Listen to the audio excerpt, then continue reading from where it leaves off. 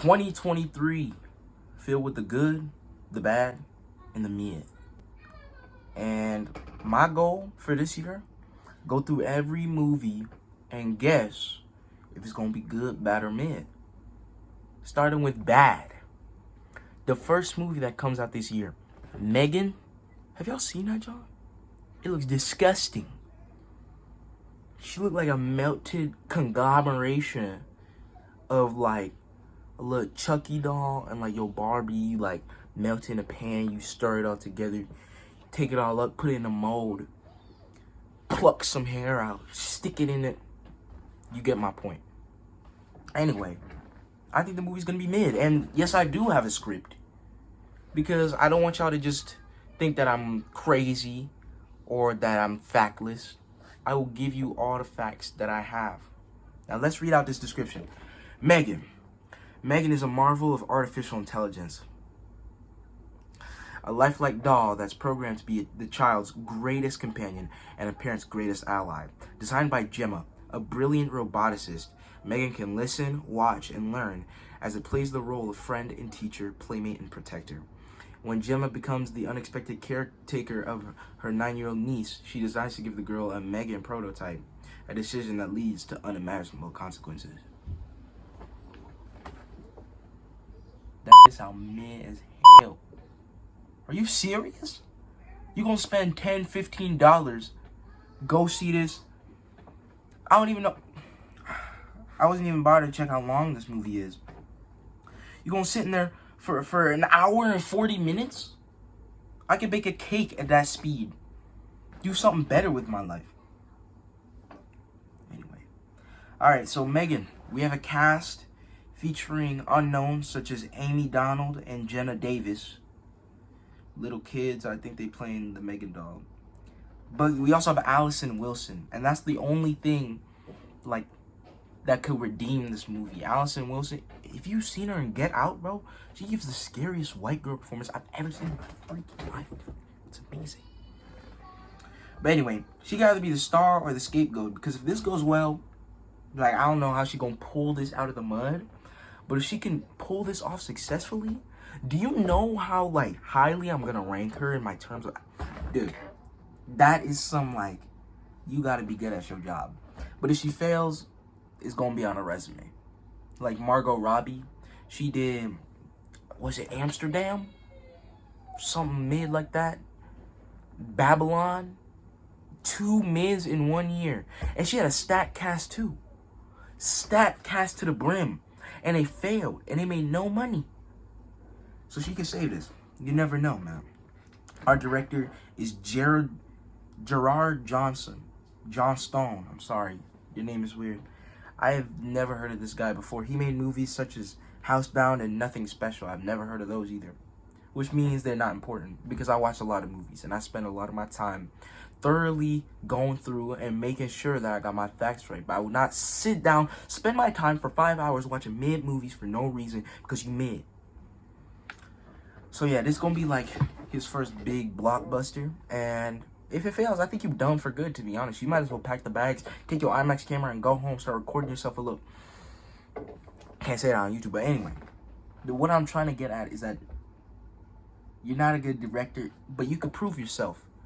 But I think it's not going to happen, and this is why I think it's not going to happen. First of all, just like his movie that's made Nothing Special, this film just seems just like that. It seems like nothing special. It doesn't seem like nothing good is going to come out of this. Like, the only form of marketing I've seen is TikTok dances, people going around in a like, to your movie, bro.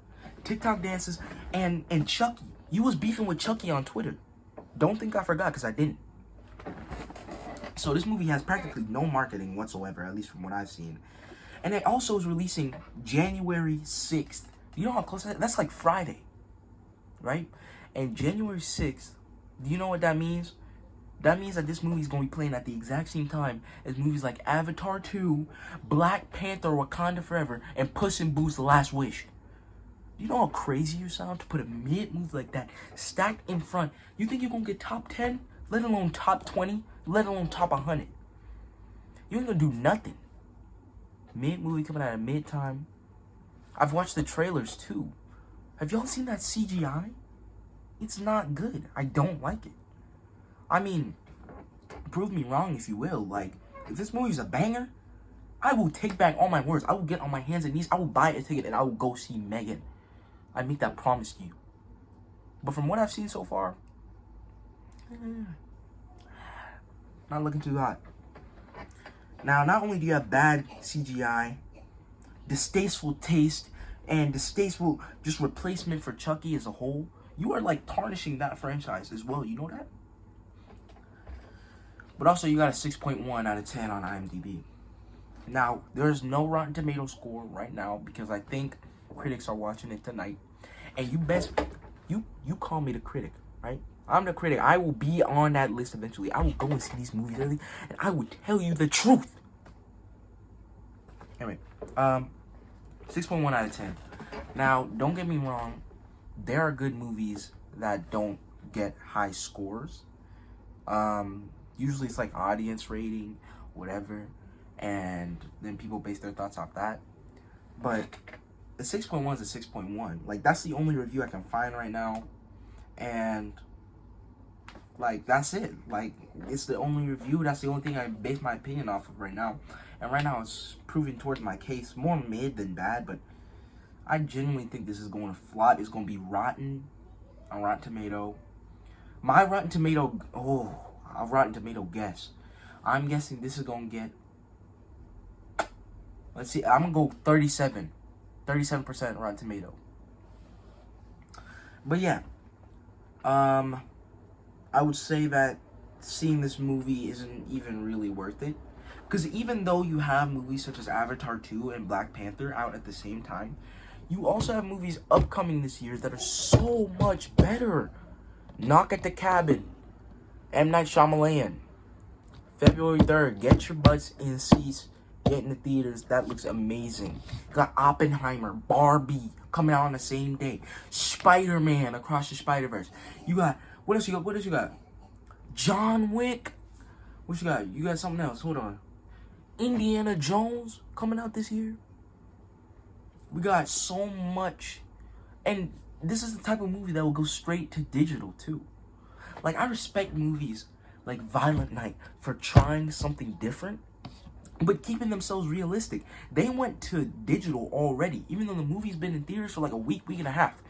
Because they know how good their product is for home streaming. That's what people need to understand. There's a difference between home streaming and theater experiences. You do not need an IMAX camera to see some girl go, let me go in there and see the first nuclear bomb go off.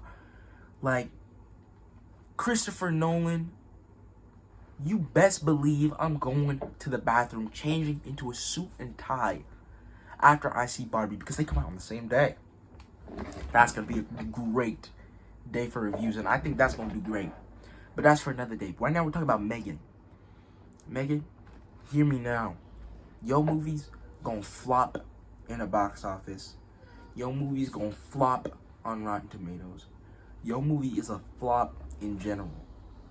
You're going to start out 2023 in the worst way possible. And 2023, we started 3 days ago. We got 5 injuries already. Jeremy Renner, snowplower, Hamlin, football. What else we got? We do something else. Some dude, Ben, something, I don't know, Forza, died because of a snow machine incident. And then on top of that, you gonna make a mid movie and put it out for people to see? I don't want to hear it, and I don't want to be a part of it. So, yeah. Thank you for your time, everyone. This was a critic. See you next time, man. Next movie review will probably be Knock at the Cabin.